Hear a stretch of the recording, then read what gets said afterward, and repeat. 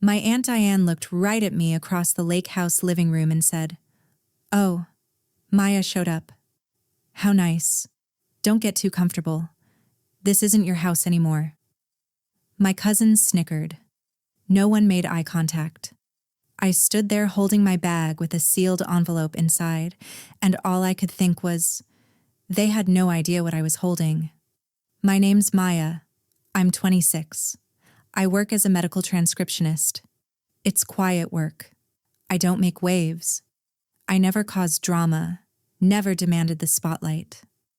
I wasn't flashy like my cousin Trisha, who posts every designer bag she buys. I wasn't charming like my cousin Kyle, who could talk his way into anything. I was just forgettable. At least, that's what they thought. 8 months ago, my grandma Rose died. And I swear, the moment she was gone, the family turned into vultures. No one talked about her laugh or the way she hummed while she cooked. They talked about her things, her jewelry, her furniture, and most of all, the lake house. I'd spent every summer there growing up, helping Grandma in the garden, sitting on the dock while she told me stories. She saw me when no one else did. She didn't need me to be loud or perfect. She just loved me. But after she passed, I grieved alone. The rest of them? They started circling. Aunt Diane, Grandma's oldest daughter, assumed the house would go to her. She talked about it like it was already decided. I stayed quiet until the lawyer called. If you've ever been pushed aside by family, subscribe right now and tell me where you're watching from. I need to know I'm not alone in this. The reunion was Aunt Diane's idea. She organized it at the lake house like she already owned the place. I drove up on a Saturday morning, my stomach in knots. When I walked through the front door, no one greeted me. Trisha was setting up the patio. I grabbed a chair at the picnic table outside, and she looked at me like I'd sat in the wrong classroom. That's actually saved for family," she said. I blinked. "I am family." She rolled her eyes. "You know what I mean." I didn't fight it. I moved to a folding chair by the grill. An hour later, my Uncle Rob called everyone inside. "Family meeting," he said, like he was calling a board of directors. Aunt Diane stood at the head of the dining table, holding a glass of wine like she was about to give a toast. Her smile was tight. "Now that Mom's gone," she said, "we need to make some decisions about the house." My chest tightened. She went on. "I think the best thing to do is sell it. Split the money between me and my siblings." She looked around the table. "We'll all benefit, clean and fair." Kyle nodded immediately. "Makes sense. No point keeping it if we're not all going to use it." Someone, I think it was my uncle's wife, asked, "What about Maya? Doesn't she get a say?" Diane waved her hand like she was swatting a fly. "Maya's sweet, but she's not a direct heir. This is between the siblings." My throat went dry. I wanted to say something, but the words stuck. Then Diane pulled out a piece of paper. "I have Mom's will right here," she said, smoothing it on the table. "She left the house to her children equally. It's all legal. Notarized." I stared at it. My hands started shaking under the table. I knew Grandma Rose. She would never have written that. "Did Grandma's lawyer approve this?" I asked quietly. Diane's eyes snapped to me. "Why would we need a lawyer? This is family business, Maya." A few people nodded. Kyle smirked into his drink. Diane set a date. "Realtor's coming next Friday. Let's get this done and honor Mom's memory the right way." I left the room. No one followed. That evening, they grilled burgers and hot dogs by the lake. I stood near the edge of the deck trying to blend in. Trisha handed out plates to everyone, skipped right over me. I cleared my throat. "Can I grab a plate?" She didn't even look up. "Oh, we only prepped enough for the core family. You can order something if you want." Kyle laughed under his breath. I walked back to my car and ate a granola bar, watching them through the window. watching them laugh and toast with beers like nothing was wrong. Later that night, they built a bonfire by the water. I sat on the far side, half hoping they'd forgotten I was there. Diane started telling stories about Grandma Rose. Everyone leaned in, nostalgic and warm. Someone said, "Maya, you spent a lot of time with her, right? You must have memories." I opened my mouth. Diane cut me off. "Oh, Maya was around," she said, waving her wine glass. "But you know how Grandma was. She felt bad for her, always trying to include the quiet ones." Laughter rippled around the fire. Kyle added, "Yeah, Grandma had a soft spot for strays." My voice cracked when I finally spoke. "She didn't pity me. She loved me." Diane smiled that awful, condescending smile. "Of course she did, sweetie. We all do." I got up and walked into the house. Tears burned my eyes, but I didn't let them fall, not in front of them. The next morning, I was in the kitchen making coffee when Diane cornered me. She slid a piece of paper across the counter. "Just a formality," she said sweetly. "Sign here." I looked down.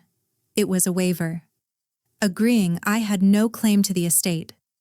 "You're not going to make this difficult, are you?" Her tone shifted, still sweet, but with an edge. I stared at the paper. My hands started trembling. "You don't want to be the one who tears this family apart," she said.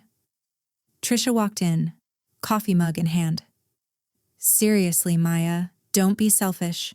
Grandma would want us to move on." I didn't sign. Diane's face hardened. "Fine, but don't come crying when you're left out of everything else too."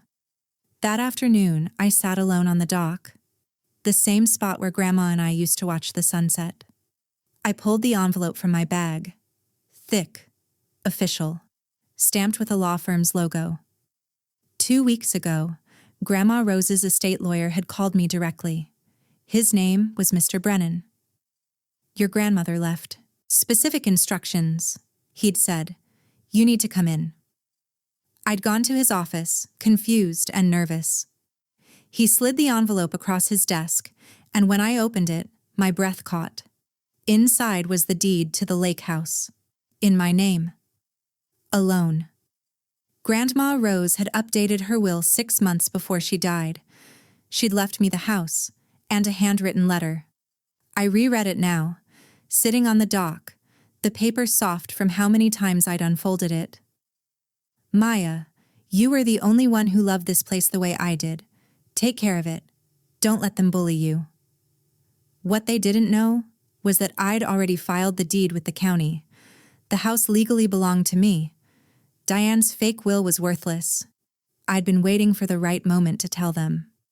I wasn't sure I had the courage. Until now. That evening, I called Mr. Brennan from my car. "Are you ready to proceed?" he asked gently. I hesitated. "They're my family.